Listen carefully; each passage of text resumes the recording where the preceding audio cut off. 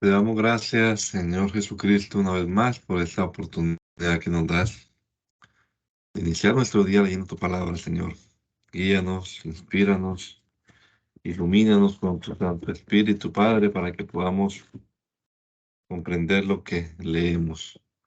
Lo rogamos en tu nombre, Jesús. Amén. Amén.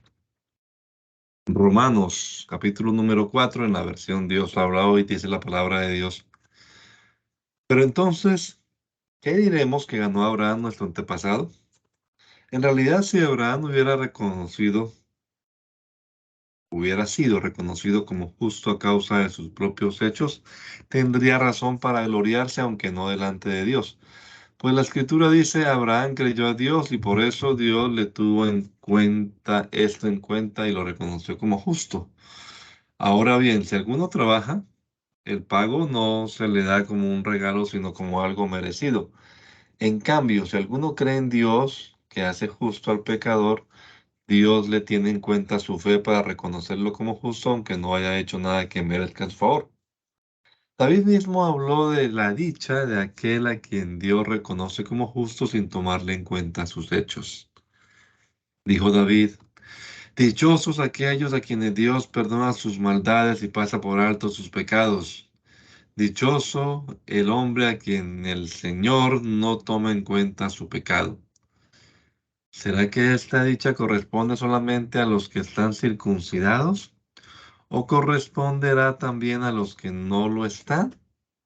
Hemos dicho que Dios tuvo en cuenta la fe de Abraham para reconocerlo como justo, pero ¿cuándo se la tuvo en cuenta? ¿Después de que Abraham fue circuncidado o antes? No después, sino antes. Y después Abraham fue circuncidado como señal o sello de que Dios ya lo había reconocido como justo por causa de su fe. De este modo, Abraham ha venido a ser también el padre de todos los que tienen fe y no han sido los que tienen fe aunque no hayan sido circuncidados. Y así Dios los reconoce igualmente a ellos como justos. Y Abraham es también el padre de quienes, además de estar circuncidados, siguen el ejemplo de aquella fe que nuestro antepasado ya tenía cuando aún no estaba circuncidado. Pues Dios prometió a Abraham y a sus descendientes que recibirían el mundo como herencia, pero esta promesa no estaba condicionada al cumplimiento de la ley, sino a la justicia que se basa en la fe. Pues si los que han de recibir la herencia son los que se basan en la ley, entonces la fe resultaría cosa inútil y la promesa de Dios perdería su valor. Porque la ley trae castigo, pero donde no hay ley tampoco hay faltas contra la ley.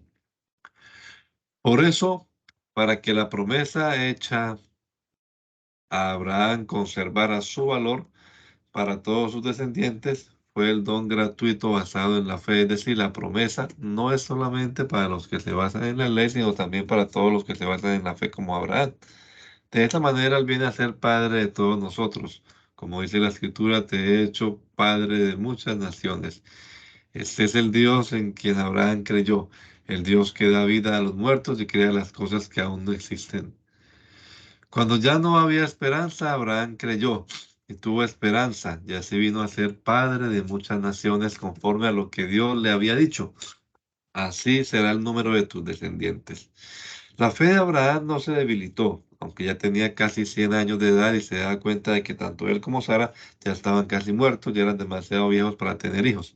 No dudó ni desconfió de la promesa de Dios, sino que tuvo fe, una fe más fuerte, alabó a Dios, plenamente convencido de que Dios tiene poder para cumplir lo que promete.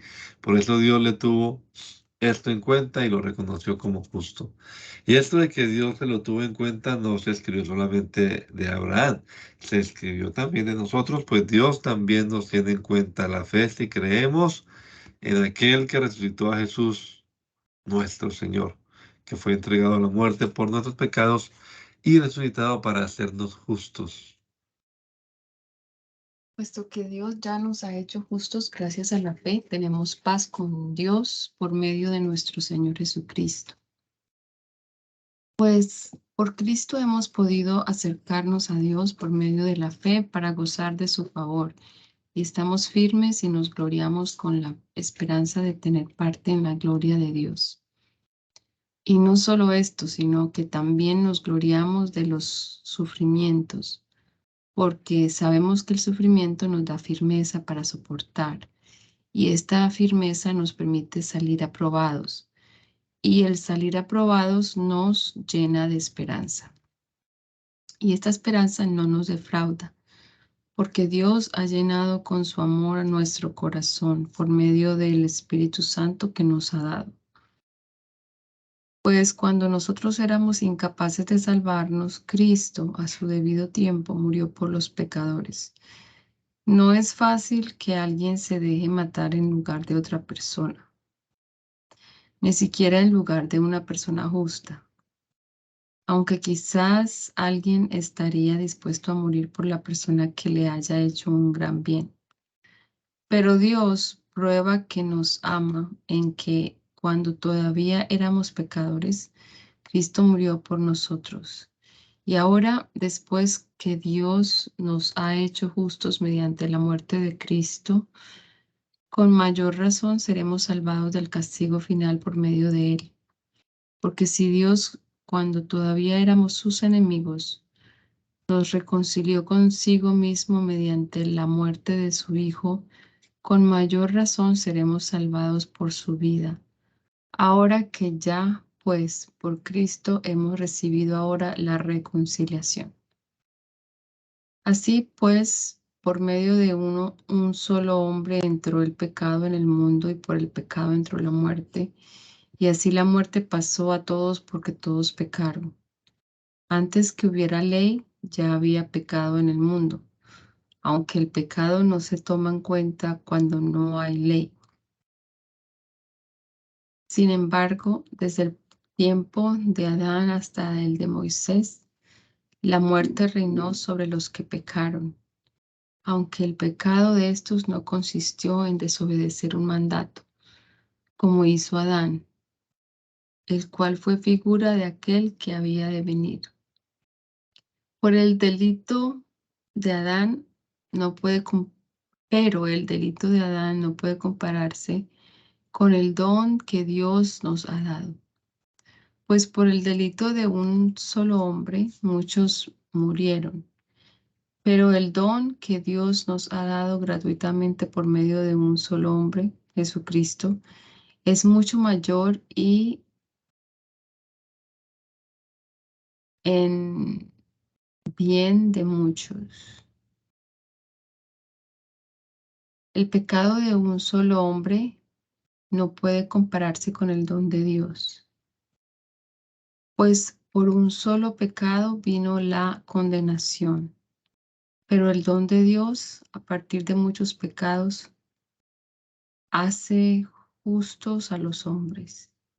Pues si la muerte reinó como resultado del delito de un solo hombre, con mayor razón aquellos a quienes Dios, en su gran bondad y gratuitamente, hace justos, reinarán en la nueva vida mediante un solo hombre, Jesucristo.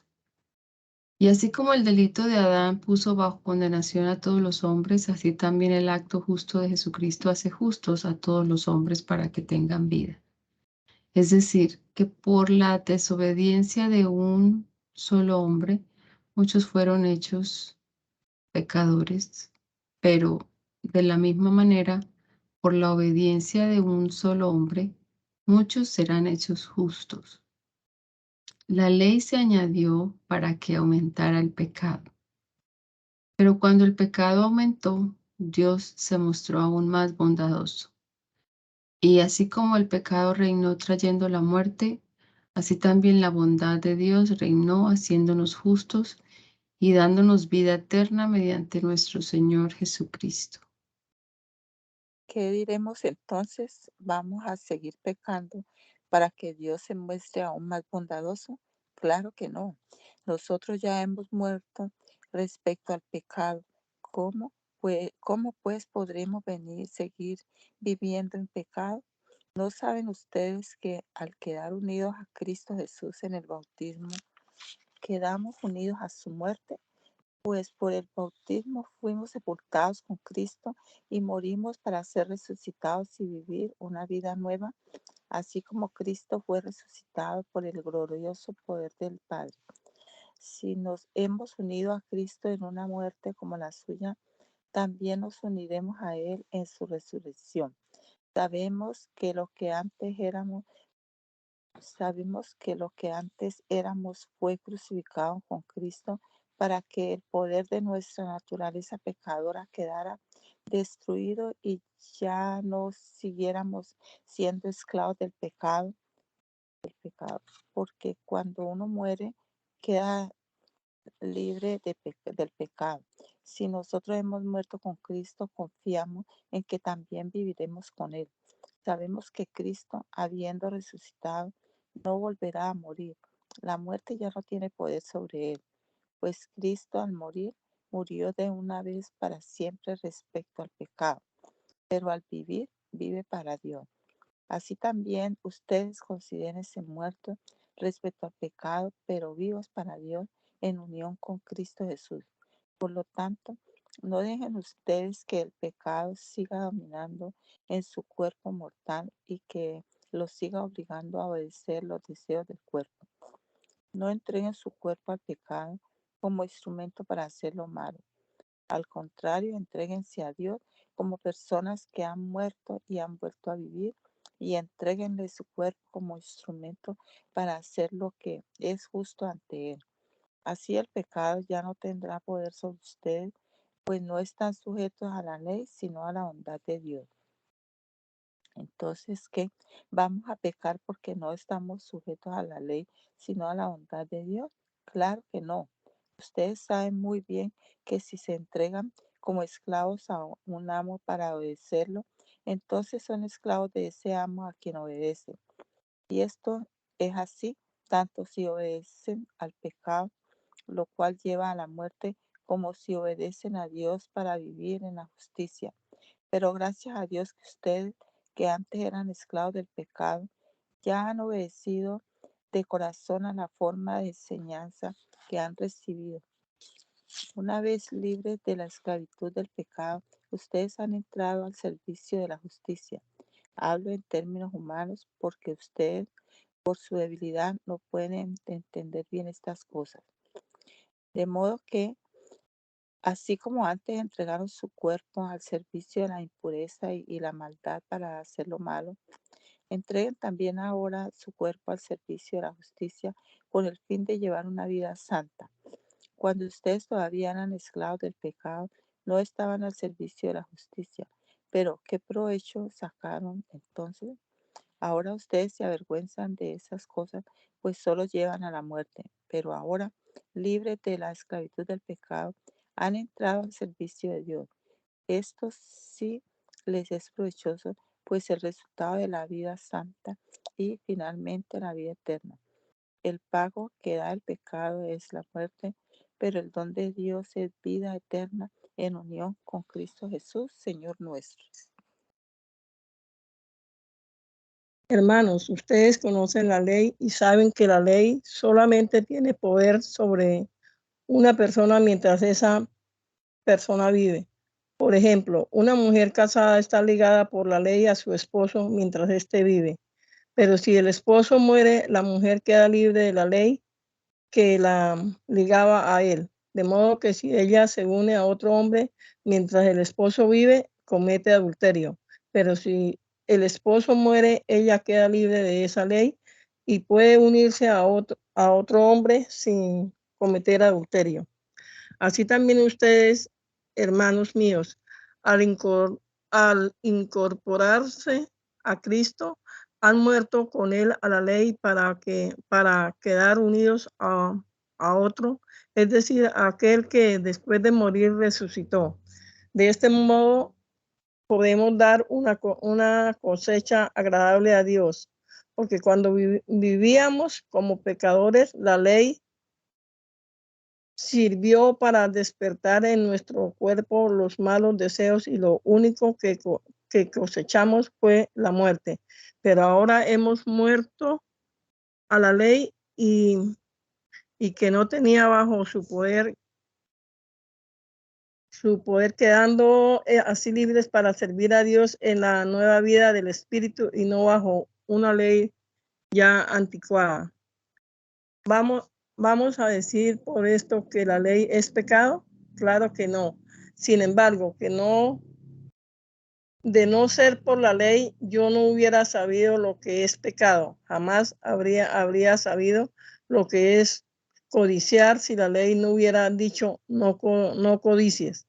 Pero el pecado se aprovechó de esto y valiéndose del propio mandamiento despertó en mí toda clase de malos deseos. Pues mientras no hay ley, el pecado es cosa muerta. Hubo un tiempo en que sin la ley yo tenía vida, pero cuando vino el mandamiento cobró vida el pecado y yo morí.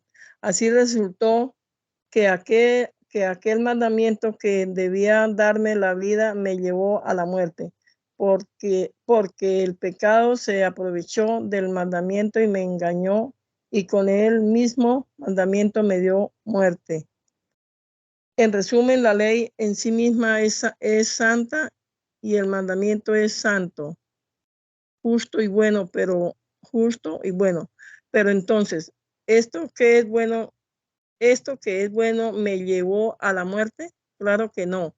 Lo que pasa es que el pecado, para demostrar que verdaderamente es pecado, me causó la muerte valiéndose de lo bueno. Y así por medio del mandamiento quedó demostrado lo terriblemente malo que es el pecado.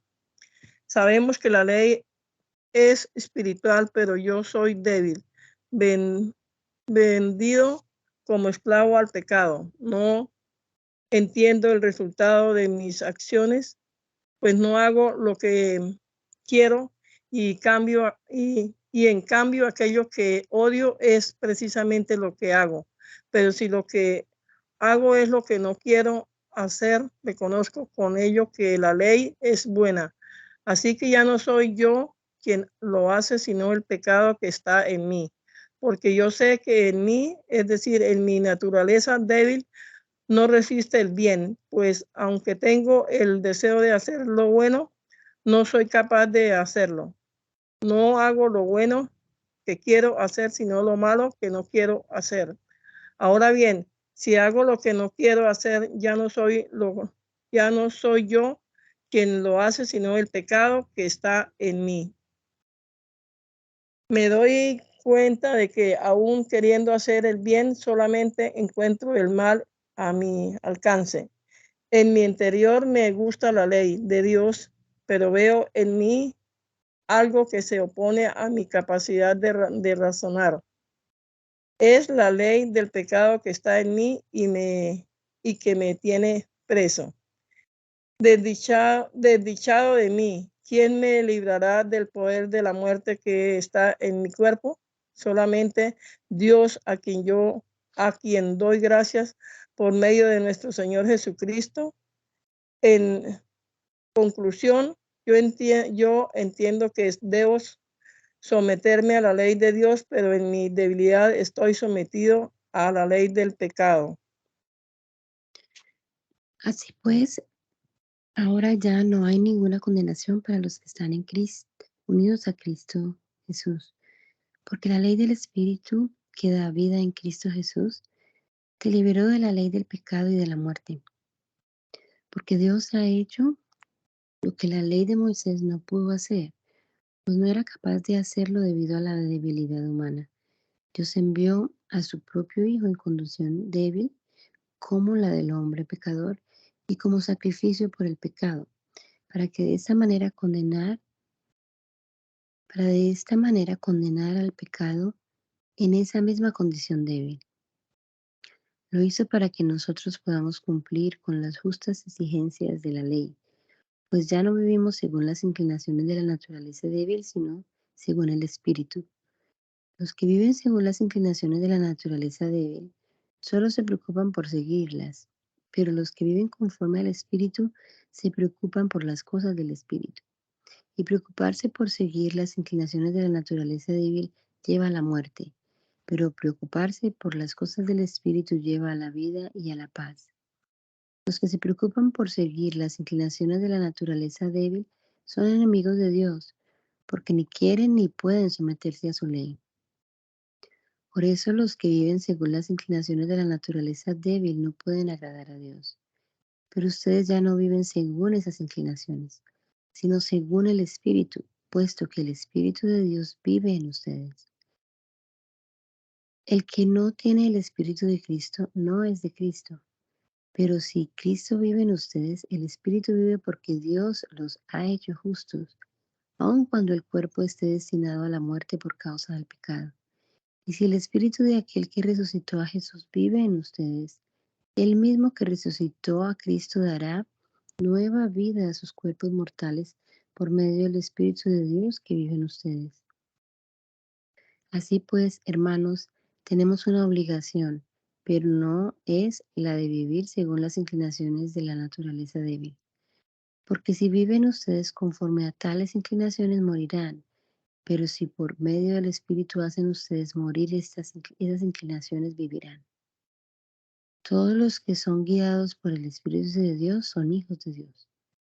Pero ustedes no han recibido un espíritu de esclavitud, pues ustedes no han recibido un espíritu de esclavitud que los lleve otra vez a tener miedo, sino el espíritu que los hace hijos de Dios. Por este espíritu nos dirigimos a Dios, diciendo, Abba Padre. Y este mismo espíritu se une a nuestro espíritu para dar testimonio de que ya somos hijos de Dios. Y puesto que somos sus hijos, también tendremos parte en la herencia que Dios nos ha prometido, la cual compartiremos con Cristo, puesto que sufrimos con Él, para estar también con Él en su gloria. Considero que los sufrimientos del tiempo presente no son nada si los comparamos con la gloria que habremos de ver después. La creación espera con gran impaciencia el momento en que se manifieste claramente que somos hijos de Dios, porque la creación perdió su verdadera finalidad, no por su propia voluntad, sino porque Dios así lo había dispuesto, pero le quedaba siempre la esperanza de ser liberada de la esclavitud y de la destrucción para alcanzar la gloriosa libertad de los hijos de Dios. Sabemos que hasta ahora la creación entera se queja y sufre como una mujer con dolores de parto. No solo ella sufre, sino también nosotros, que ya tenemos el Espíritu como anticipo de lo que vamos a recibir. Sufrimos profundamente, esperando el momento de ser adoptados como hijos de Dios, con lo cual serán liberados nuestros cuerpos. Con esa esperanza hemos sido salvos. Solo que esperar lo que ya está viendo no es esperanza. Lo que ya se está viendo no es esperanza. Pues, ¿quién espera lo que ya está viendo? Pero si lo que esperamos es algo que todavía no vemos, tenemos que esperarlo sufriendo con firmeza. De igual manera, el Espíritu nos ayuda en nuestra debilidad, porque no sabemos orar como es debido, pero el Espíritu mismo ruega a Dios por nosotros, con gemidos que no pueden expresarse con palabras. Y Dios, que examina los corazones, sabe qué es lo que el Espíritu quiere decir, porque el Espíritu ruega, conforme a la voluntad de Dios, por los del pueblo santo. Sabemos que Dios dispone todas las cosas para el bien de quienes lo aman, a los cuales Él ha llamado de acuerdo con su propósito. A los que de antemano Dios había conocido, los destinó desde un principio a ser como su Hijo, para que su Hijo fuera el primero entre muchos hermanos. Y a los que Dios destinó desde un principio también los llamó. Y a los que llamó los hizo justos. Y a los que hizo justos les dio parte en su gloria. ¿Qué más podremos decir? Que si Dios está a nuestro favor, nadie podrá estar contra nosotros. Si Dios no nos negó ni a su propio Hijo, sino que lo entregó a la muerte por todos nosotros, ¿cómo no habrá de darnos también junto con su Hijo todas las cosas? ¿Quién podrá acusar a los que Dios ha escogido? Dios es quien los hace justos. ¿Quién podrá condenarlos? Cristo Jesús es quien murió, todavía más, quien resucitó y está a la derecha de Dios, rogando por nosotros. ¿Qué nos podrá separar del amor de Cristo? ¿El sufrimiento o las dificultades o la persecución o el hambre o la falta de ropa o el peligro o la muerte violenta? Como dice la Escritura, por causa tuya estamos siempre expuestos a la muerte. Nos tratan como a ovejas llevadas al matadero. Pero en todo esto salimos más que vencedores por medio de aquel que nos amó. Estoy convencido de que nada podrá separarnos del amor de Dios. Ni la muerte, ni la vida, ni los ángeles, ni los poderes y fuerzas espirituales, ni lo presente, ni lo futuro, ni lo más alto, ni lo más profundo, ni ninguna otra de las cosas creadas por Dios. Nada podrá separarnos del amor que Dios nos ha mostrado en Cristo Jesús, Señor nuestro. Como creyente que soy en Cristo, estoy diciendo la verdad, no miento. Además, mi conciencia guiada por el Espíritu Santo me asegura de que esto es verdad. Tengo una gran tristeza y en mi corazón hay un dolor continuo, pues hasta quisiera estar yo mismo bajo maldición, separado de Cristo, si así pudiera favorecer a mis hermanos, los de mi propia raza. Son descendientes de Israel y Dios los adoptó como hijos. Dios estuvo entre ellos con su presencia gloriosa y les dio las alianzas, la ley de Moisés, el culto y las promesas. Son descendientes de nuestros antepasados y de su raza en cuanto al humano. Vino el Mesías, el cual es Dios sobre todas las cosas, alabado por siempre. Amén. Pero no es que las promesas de Dios a Israel hayan perdido su validez. Más bien es que no todos los descendientes de Israel son verdadero pueblo de Israel. No todos los descendientes de Abraham son verdaderamente sus hijos, sino que Dios le había dicho, tu descendencia vendrá por medio de Isaac. Esto nos da a entender que nadie es hijo de Dios solamente porque pertenezca a cierta raza. Al contrario, solo a quienes son hijos en cumplimiento de la promesa de Dios se les considera verdaderamente descendientes. Porque esta es la promesa que Dios le hizo a Abraham. Por este tiempo volveré y Sara tendrá un hijo. Pero eso no es todo. Los dos hijos de Rebeca eran de un mismo padre, nuestro antepasado Isaac. Y antes que ellos nacieran, cuando aún no habían hecho nada, ni bueno ni malo, Dios anunció a Rebeca, el mayor será siervo del menor. Lo cual también está de acuerdo con la escritura que dice, amé a Jacob y aborrecí a Esaú.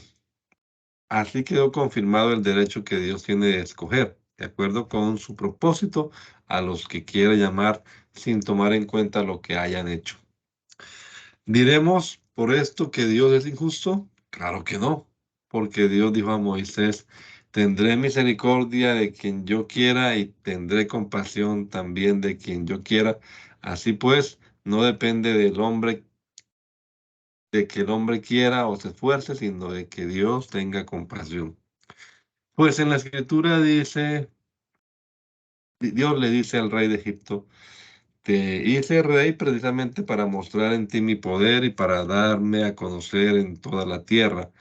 De manera que Dios tiene compasión de quien Él quiere tenerla y también endurece el corazón a quien Él quiere endurecérselo. Pero me dirás, siendo así, ¿de qué puede Dios culpar al hombre si nadie puede oponerse a su voluntad? Y tú, hombre, ¿quién eres para pedirle cuentas a Dios? ¿Acaso la olla de barro le dirá al que la hizo, ¿por qué me hiciste así? El alfarero tiene el derecho de hacer lo que quiera con el barro, y del mismo barro puede hacer una olla para uso especial y otra para uso común. Dios, queriendo dar un ejemplo de castigo y mostrar su poder, soportó con mucha paciencia a aquellos que merecían el castigo e iban a la perdición. Al mismo tiempo quiso dar a conocer en nosotros la grandeza de su gloria, pues nos tuvo compasión y nos preparó de antemano para tener parte en ella. Así que Dios nos llamó a unos de entre los judíos y a otros de entre los no judíos, como dice en el libro de Oseas. A los que no eran mi pueblo los llamaré mi pueblo y a la que no era amada la llamaré mi amada. Y en el mismo lugar donde se les dijo: ustedes no son mi pueblo, serán llamados hijos del Dios viviente. En cuanto a los israelitas, Isaías dijo: aunque los descendientes de Israel sean tan numerosos como las arenas del mar, solamente un resto de ellos alcanzará la salvación, porque muy pronto el Señor cumplirá plenamente su palabra en todo el mundo. Como el mismo Isaías había dicho antes, si el Señor Todopoderoso no nos hubiera dejado descendencia, ahora mismo estaríamos como Sodoma y Gomorra. ¿Qué diremos a esto? Que por medio de la fe Dios ha hecho justos a los paganos que no buscaban la justicia. En cambio, los israelitas que querían basar su justicia en la ley no lo lograron. ¿Por qué? Porque no se basaban en la fe, sino en sus propios hechos. Por eso tropezaron con la piedra de tropiezo que menciona la escritura. Yo menciono una roca, una piedra con la cual tropezarán. El que confíe en ella no será defraudado. Hermanos, el deseo de mi corazón y mi oración a Dios por los israelitas es que alcancen la salvación. En su favor puedo decir que tienen un gran deseo de servir a Dios, solo que ese deseo no está basado en el verdadero conocimiento, pues no reconocen que es Dios quien hace justos a los hombres y pretenden ser justos por sí mismos, y así no se han sometido a lo que Dios estableció para hacernos justos. Porque la ley llega a su término con Cristo, y así todos por la fe pueden llegar a ser justos. De la justicia basada en la ley, Moisés escribió esto: la persona que cumpla la ley vivirá por ella. Pero de la justicia basada en la fe se dice: no pienses quién subirá al cielo, esto es, para hacer que Cristo baje, o quién bajará al abismo, esto es, para hacer que Cristo suba de entre los muertos. ¿Qué es, pues, lo que dice? La palabra está cerca de ti, en tu boca y en tu corazón. Esta palabra es el mensaje de fe que predicamos. Si con tu boca reconoces a Jesús como Señor y con tu corazón crees que Dios lo resucitó, alcanzarás la salvación. Pues con el corazón se cree para alcanzar la justicia, y con la boca se reconoce a Jesucristo para alcanzar la salvación. La Escritura dice: el que confíe en Él no quedará defraudado. No hay diferencia entre los judíos y los no judíos, pues el mismo Señor es Señor de todos, y da con abundancia a todos los que lo invocan. Porque esto es lo que dice: todos los que invoquen el nombre del Señor alcanzarán la salvación. Pero ¿cómo van a invocarlo si no han creído en Él? ¿Y cómo van a creer en Él si no han oído hablar de Él? ¿Y cómo van a oír si no hay quien les anuncie el mensaje? ¿Y cómo van a anunciar el mensaje si no son enviados? Como dice la Escritura, qué hermosa es la llegada de los que traen buenas noticias. Pero no todos han aceptado el Evangelio. Es como dice Isaías: Señor, ¿quién ha creído al oír nuestro mensaje? Así pues, la fe nace al oír el mensaje, y el mensaje viene de la palabra de Cristo. Pero yo pregunto, ¿será tal vez que no oyeron el mensaje? Claro que lo oyeron, porque la Escritura dice: la voz de ellos salió por toda la tierra, y hasta los últimos rincones del mundo llegaron sus palabras. Y vuelvo a preguntar, ¿será que los de Israel no se han dado cuenta? En primer lugar, Moisés dice: yo los pondré a ustedes celosos de un pueblo que no es pueblo.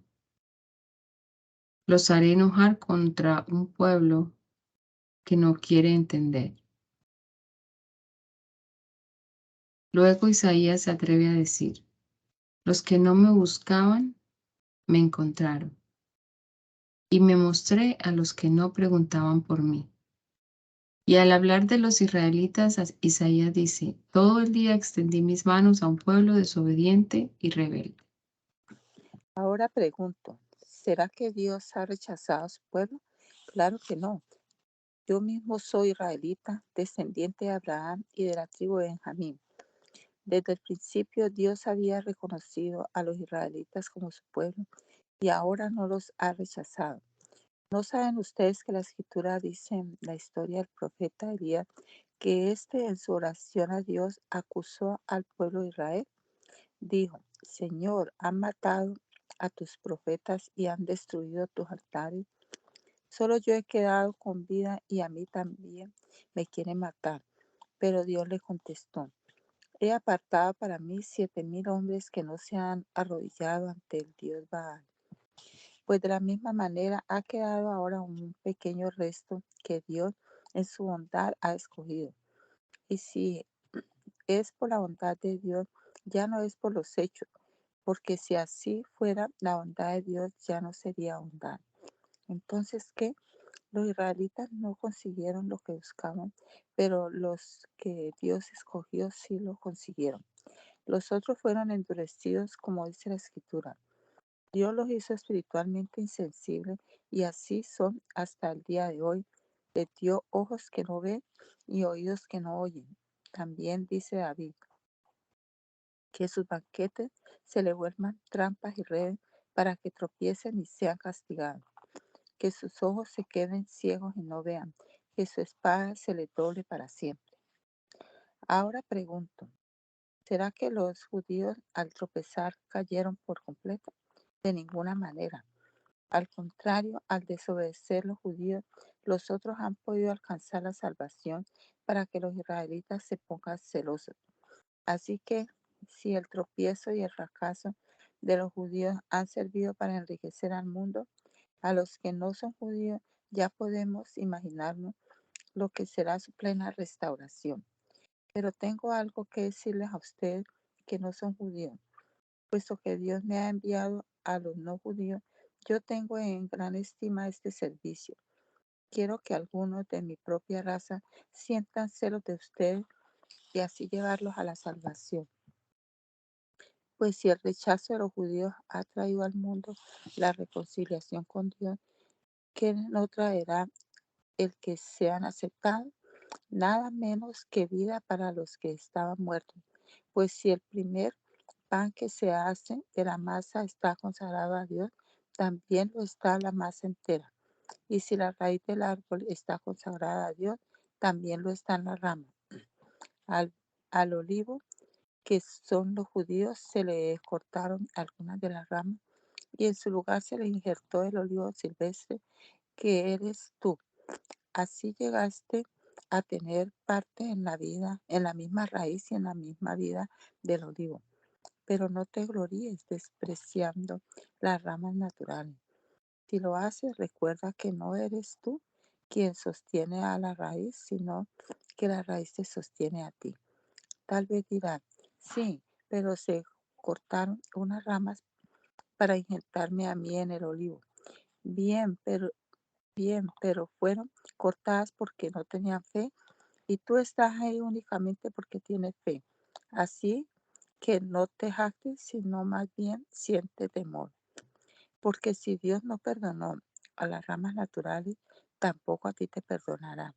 Mira pues qué bueno es Dios, aunque también qué estricto. Ha sido estricto con los que cayeron y ha sido bueno contigo, pero tienes que vivir siempre de acuerdo con tu bondad, pues de lo contrario también tú serás cortado. Por otra parte, si los judíos abandonan su incredulidad, serán injertados de nuevo, pues Dios tiene poder para volver a injertarlos. Porque si tú, que por naturaleza eras un olivo silvestre, fuiste cortado e injertado contra lo natural en el olivo bueno, cuánto más los judíos, que son ramas naturales del olivo bueno, serán injertados nuevamente en su propio olivo. Hermanos, quiero que sepan este designio secreto de Dios para que no presuman de sabios. Los israelitas se han endurecido en parte, pero solo hasta que hayan entrado todos los que no son de Israel. Cuando esto suceda, todo Israel alcanzará la salvación, pues la Escritura dice: el libertador vendrá de Sión y apartará de Jacob la maldad. Y este será mi alianza con ellos cuando yo quite sus pecados. En cuanto al Evangelio, los judíos son tenidos por enemigos de Dios a fin de darles oportunidad a ustedes, pero Dios todavía los ama a ellos porque escogió a sus antepasados. Pues lo que Dios da no lo quita ni retira tampoco su llamamiento. En tiempos pasados ustedes desobedecieron a Dios, pero ahora que los judíos han desobedecido, Dios tiene compasión de ustedes. De la misma manera, ellos han desobedecido ahora, pero solamente para que Dios tenga compasión de ustedes y para que también ahora tenga compasión de ellos. Porque Dios sujetó a todos por igual a la desobediencia, con el fin de tener compasión de todos por igual. Qué profundas son las riquezas de Dios y su sabiduría y entendimiento. Nadie puede explicar sus decisiones ni llegar a comprender sus caminos. Pues, ¿quién conoce la mente del Señor? ¿Quién podrá darle consejo? ¿Quién le ha dado algo antes para que Él tenga que devolvérselo? Porque todas las cosas vienen de Dios y existen por Él y para Él. Gloria para siempre a Dios. Amén. Por tanto, hermanos míos, les ruego por la misericordia de Dios que se presenten ustedes mismos como ofrenda viva, santa y agradable a Dios. Este es el verdadero culto que deben ofrecer. No vivan ya según los criterios del tiempo presente. Al contrario, cambien su manera de pensar para que así cambie su manera de vivir y lleguen a conocer la voluntad de Dios, es decir, lo que es bueno, lo que es grato, lo que es perfecto.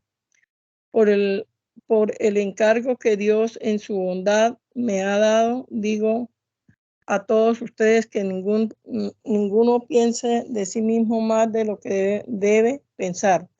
Antes bien, cada uno piense de sí como moderación según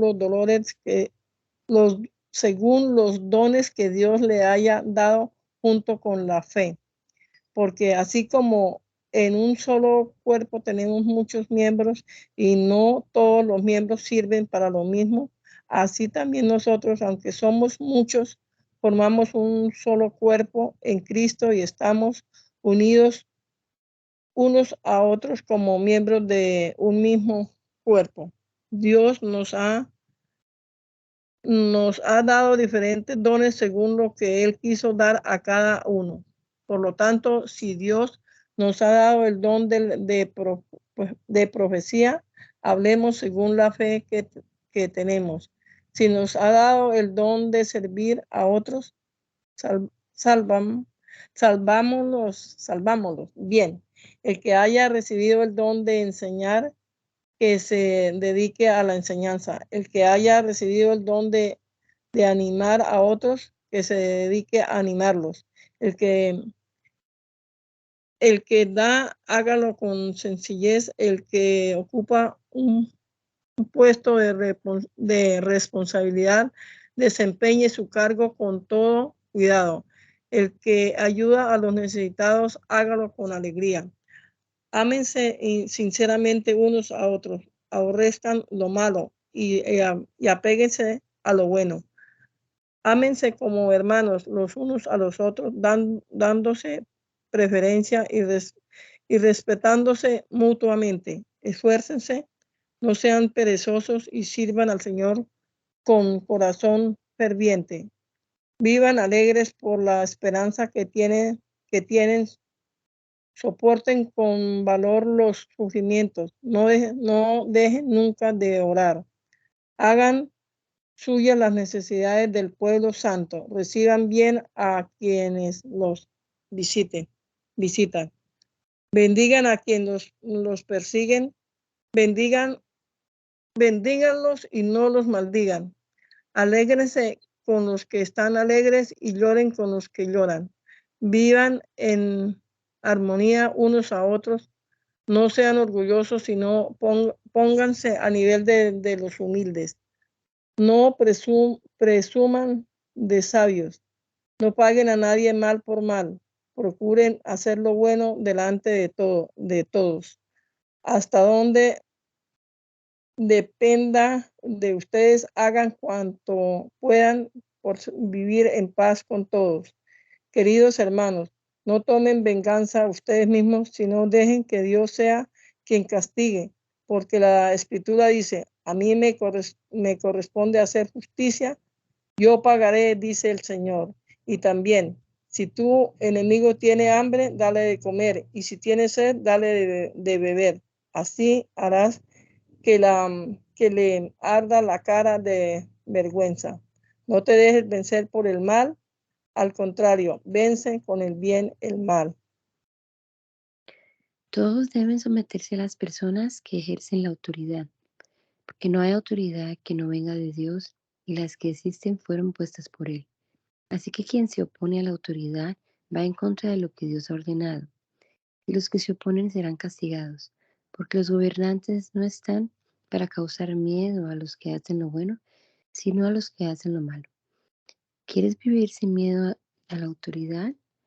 Pues pórtate bien y la autoridad te aprobará, porque está al servicio de Dios para tu bien. Pero si te portas mal, entonces sí debes tener miedo, porque no en vano la autoridad lleva la espada, ya que está al servicio de Dios para dar su merecido al que hace lo mal. Por lo tanto, es preciso someterse a las autoridades, no solo para evitar el castigo, sino como un deber de conciencia. También por esa razón ustedes pagan impuestos, porque las autoridades están al servicio de Dios y a eso se dedican. Denle a cada uno lo que le corresponde. Al que deban pagar contribuciones, páguenle las contribuciones. Al que deban pagar impuestos, páguenle los impuestos. Al que deban respeto, respétenlo. Al que deban estimación, estímenlo. No tengan deudas con nadie, aparte de la deuda de amor que tienen unos con otros, pues el que ama a su prójimo ya ha cumplido todo lo que la ley ordena. Los mandamientos dicen, no cometas adulterio, no mates, no robes, no codicies. Pero estos a los demás mandamientos quedan comprendidos en estas palabras.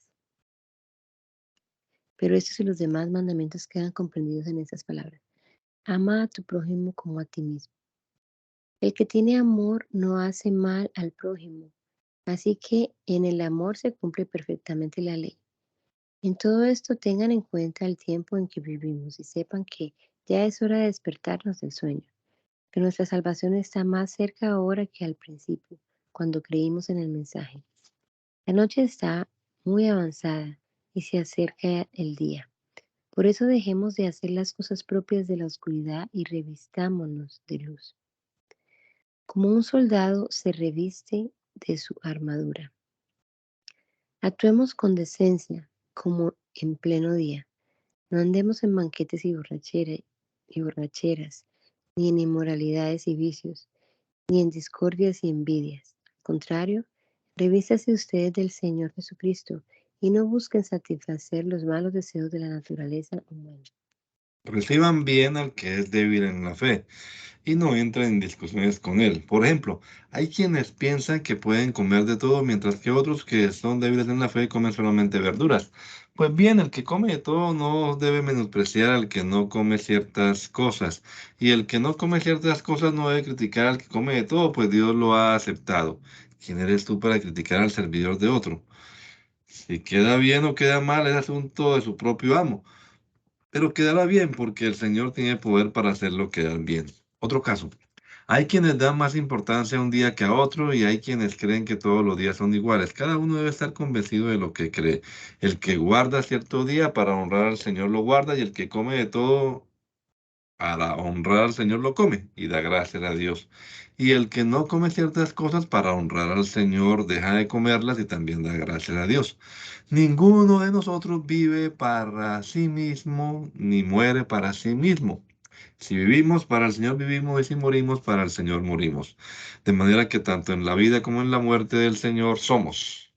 Por eso murió Cristo y volvió a la vida, para ser Señor tanto de los muertos como de los vivos. ¿Por qué entonces criticas a tu hermano? ¿O tú por qué lo desprecias? Todos tendremos que presentarnos delante de Dios para que Él nos juzgue, porque la Escritura dice: juro por mi vida, dice el Señor, que ante mí todos doblarán la rodilla y todos alabarán a Dios. Así pues, cada uno de nosotros tendrá que dar cuenta de sí mismo a Dios. Por eso ya no debemos criticarnos unos a otros. Al contrario, propónganse ustedes no hacer nada que sea causa de que su hermano tropiece o que ponga en peligro su fe. Yo sé que no hay nada impuro en sí mismo. Como creyente en el Señor Jesús estoy seguro de ello. Pero si alguno piensa que una cosa es impura, será impura para él. Ahora bien, si por lo que tú comes tu hermano se siente ofendido, tu conducta ya no es de amor. Que tu comida no sea causa de que se pierda aquel por quien Cristo murió. No den pues lugar a que se hable mal de ese bien que ustedes tienen, porque el reino de Dios no es cuestión de comer o beber determinadas cosas, sino de vivir en justicia, paz y alegría por medio del Espíritu Santo. El que de esta manera sirve a Cristo agrada a Dios y es aprobado por los hombres. Por lo tanto, busquemos todo lo que conduce a la paz y a la mutua edificación. No eches a perder la obra de Dios por causa de la comida. En realidad, todos los alimentos son limpios. Lo malo es comer algo que haga perder la fe a otros. Es mejor no comer carne, ni beber vino, ni hacer nada que sea causa de que tu hermano tropiece. La fe que tienes debes tenerla tú mismo delante de Dios. Dichoso aquel que usa de su libertad sin cargo de conciencia. Pero el que no está seguro de si debe o no comer algo, al comerlo se hace culpable porque no lo come con la convicción de que da la fe. Y todo lo que no se hace con la convicción que da la fe es pecado. Los que somos fuertes en la fe debemos aceptar como nuestras las debilidades de los que son menos fuertes y no buscar lo que a nosotros mismos nos agrada.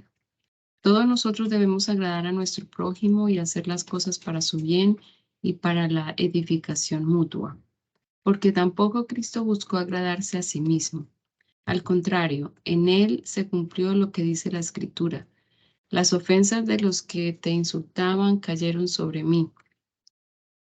Todo lo que antes se dijo en las Escrituras se escribió para nuestra instrucción, para que con constancia y con el consuelo que de ellas recibimos tengamos esperanza. Y Dios, que es quien da constancia y consuelo, los ayude a ustedes a vivir en armonía unos con otros, conforme al ejemplo de Cristo Jesús, para que todos juntos a una sola voz alaben al Dios y Padre de nuestro Señor Jesucristo. Así pues, acéptense los unos a los otros, como también Cristo los aceptó a ustedes para gloria de Dios. Puedo decirles que Cristo vino a servir a los judíos para cumplir las promesas hechas a nuestros antepasados y demostrar así que Dios es fiel a lo que promete. Vino también para que los no judíos alaben a Dios por su misericordia, según dice la Escritura. Por eso te alabaré entre las naciones y cantaré himnos a tu nombre. En otra parte, la Escritura dice: alégrense naciones con el pueblo de Dios. Y en otro lugar dice: naciones y pueblos todos, alaben al Señor. Isaías también escribió: brotará la raíz de Jesé, que se levantará para gobernar a las naciones, las cuales pondrán en él su esperanza. Que Dios, que da esperanza, los llene de alegría y paz a ustedes que tienen fe en él, y les dé abundante esperanza para el poder del Espíritu Santo. Y les dé abundante esperanza por el poder del Espíritu Santo. Hermanos míos, estoy convencido de que ustedes están llenos de bondad y de todo conocimiento y que saben aconsejarse unos a otros. Pero en esta carta me he atrevido a escribirles francamente sobre algunas cosas, para que no las olviden. Lo hago por el encargo que Dios en su bondad me ha dado, de servir a Cristo Jesús para bien de los que no son judíos. El servicio sacerdotal que presto consiste en anunciar el Evangelio de Dios, con el fin de presentar ante Él a los no judíos como ofrenda que les sea grata, santificada por el Espíritu Santo. Tengo razón para gloriarme en Cristo Jesús de mi servicio a Dios, porque no me atrevo a hablar de nada aparte de lo que Cristo mismo ha hecho por medio de mí para llevar a los no judíos a obedecer a Dios. Esto se ha realizado con palabras y hechos, por el poder de señales y milagros y por el poder del Espíritu de Dios. De esta manera he llevado a buen término el anuncio del Evangelio de Cristo, desde Jerusalén y por todas partes hasta la región de Iliria. Pero siempre he procurado anunciar el Evangelio donde nunca antes se había oído hablar de Cristo, para no construir sobre bases puestas por otros, sino más bien, como dice la Escritura, verán los que nunca habían tenido noticias de él, entenderán los que nunca habían oído de él. Precisamente por esto no he podido ir a verlos, aunque muchas veces me lo había propuesto. Pero ahora que ya he terminado mi trabajo en estas regiones y como desde hace muchos años estoy queriendo visitarlos, espero que podré hacerlo durante mi viaje a España. Y una vez que haya tenido el gusto de verlos, aunque sea por poco tiempo, espero que ustedes me ayuden a continuar el viaje. Pero ahora voy a Jerusalén a llevar ayuda a los hermanos de allí, porque los de Macedonia y Acaya decidieron voluntariamente hacer una colecta y mandarla a los hermanos pobres de Jerusalén. Lo decidieron voluntariamente, aunque en realidad estaban en la obligación de hacerlo, como así, porque así como los creyentes judíos compartieron sus bienes espirituales con los no judíos, estos a su vez deben ayudar con sus bienes materiales a los creyentes judíos.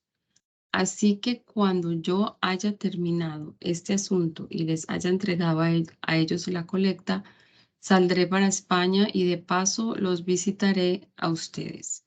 Estoy seguro de que cuando yo vaya, nos enriqueceremos todos con las bendiciones de Cristo. Hermanos, por nuestro Señor Jesucristo y por el amor que el Espíritu nos da, les ruego que se unan conmigo en la lucha, orando a Dios por mí.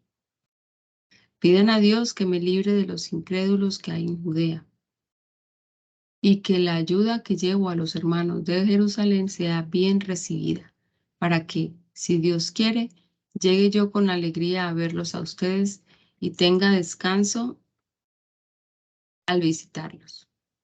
Que el Dios de paz esté con todos ustedes. Amén.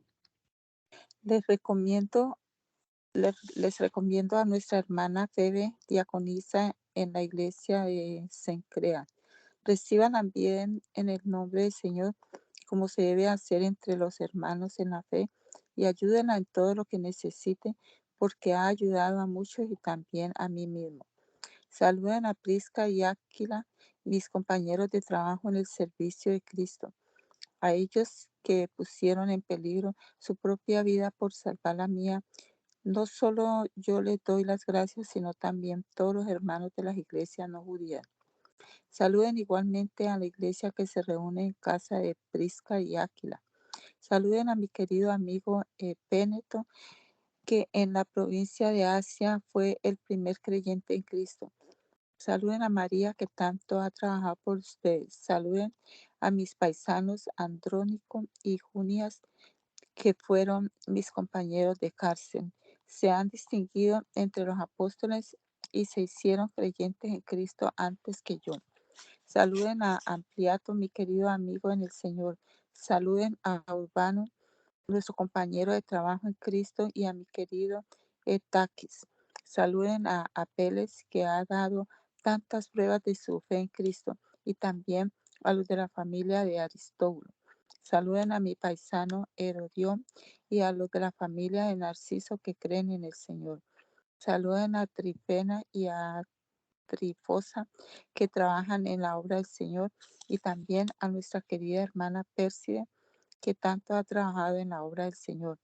Saluden a Rufo, distinguido creyente en el Señor, y a su madre, que ha sido también como una madre para mí. Saluden a Síncrito, a Flegonte, a Hermes, a Patrobas, a Hermas y a los hermanos que están con ellos.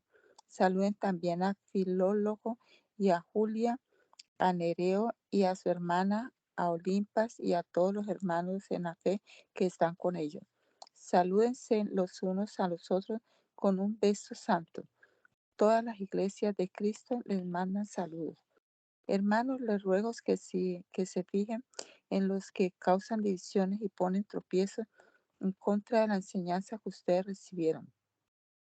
Apártense de ellos, porque no sirven a Cristo nuestro Señor, sino a sus propios apetitos, y con sus palabras suaves y agradables engañan el corazón de la gente sencilla. Todos saben que ustedes han sido obedientes. Me alegro de su actitud y quiero que muestren sabiduría para hacer lo bueno, pero no para hacer lo malo. Así el Dios de paz aplastará pronto a Satanás bajo los pies de ustedes. Que nuestro Señor Jesús les dé su gracia. Les manda saludos Timoteo, mi compañero de trabajo, y también Lucio, Jasón y Sosípatro, mis paisanos. Yo, Tercio, que estoy escribiendo esta carta, también les mando saludos en el Señor. Los saluda Gallo, estoy alojado en su casa, que él pone a disposición de toda la iglesia. También los saluda Erasto, tesorero de la ciudad, y el hermano Cuarto. Alabemos a Dios, que puede hacernos a ustedes firmes conforme al evangelio que yo anuncio y la enseñanza acerca de Jesucristo. Esto está de acuerdo con lo que Dios ha revelado de su designio secreto, el cual estuvo oculto desde antes que el mundo existiera, pero ahora se ha dado a conocer por los escritos de los profetas, de acuerdo con el mandato del Dios eterno. Este secreto del plan de Dios se ha dado a conocer a todas las naciones para que crean y obedezcan. A Dios, el único y sabio, sea la gloria para siempre por medio de Jesucristo. Amén. Amén. Primera de Corintios. Pablo, llamado por la voluntad de Dios a ser apóstol de Cristo Jesús, saluda junto con el hermano Sóstenes a los que forman la iglesia de Dios que está en Corintio, que en Cristo Jesús fueron santificados y llamados a formar su pueblo santo, junto con todos los que en todas partes invocan el nombre de nuestro Señor Jesucristo, Señor nuestro, y del pueblo santo. Que Dios nuestro Padre y el Señor Jesucristo derrame sobre ustedes su gracia y su paz. Siempre doy gracias a mi Dios por ustedes, por la gracia que Dios ha derramado sobre ustedes por medio de Cristo Jesús. Pues por medio de él, Dios le ha dado toda riqueza espiritual, así de palabras como de conocimiento, ya que el mensaje acerca de Cristo se estableció firmemente entre ustedes. De este modo no les falta ninguna don de Dios, mientras esperan el día en que aparezca nuestro Señor Jesucristo. Dios los mantendrá firmes hasta el fin, para que nadie pueda reprocharles nada cuando nuestro Señor Jesucristo regrese. Dios siempre cumple sus promesas, y Él es quien los llamó a vivir en unión con su Hijo Jesucristo, nuestro Señor. Hermanos, en el nombre de nuestro Señor Jesucristo les ruego que todos estén siempre de acuerdo y que no haya división entre ustedes. Vivan en armonía, pensando y sintiendo de la misma manera. Digo esto, hermanos míos, porque he sabido por la de familia de Chloe que hay discordias entre ustedes. Quiero decir que algunos de ustedes afirman yo soy de Pablo, otros yo soy de Apolo, otros yo soy de Cefas y otros yo soy de Cristo. ¿Acaso Cristo está dividido? ¿Fue crucificado Pablo en favor de ustedes? ¿O fueron, perdón, o fueron ustedes bautizados en el nombre de Pablo? Gracias a Dios que yo no bauticé a ninguno de ustedes, aparte de Crispo y de Gallo.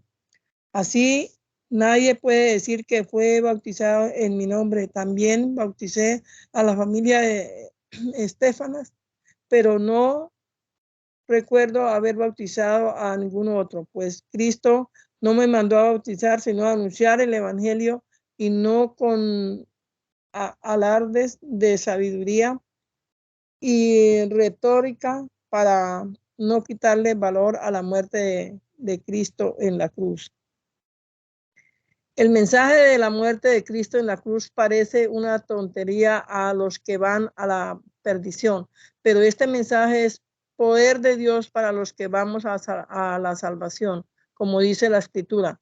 Haré que los sabios pierdan su sabiduría y que desaparezcan la inteligencia de los inteligentes. ¿En qué pararon el sabio y el maestro, y en qué sabe discutir sobre cosas de este mundo? Dios ha convertido en tontería la sabiduría de este mundo, puesto que el mundo no usó su sabiduría para reconocer a Dios donde Él ha mostrado su sabiduría. Dispuso Dios en su bondad salvar por medio de su mensaje a los que tienen fe, aunque este mensaje parezca una tontería. Los judíos quieren ver señales milagrosas y los griegos buscan sabiduría, pero nosotros anunciamos a un Mesías crucificado.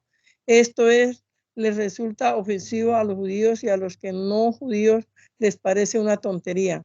Pero para los que Dios ha llamado, sean judíos o griegos, este Mesías es el poder y la sabiduría de Dios.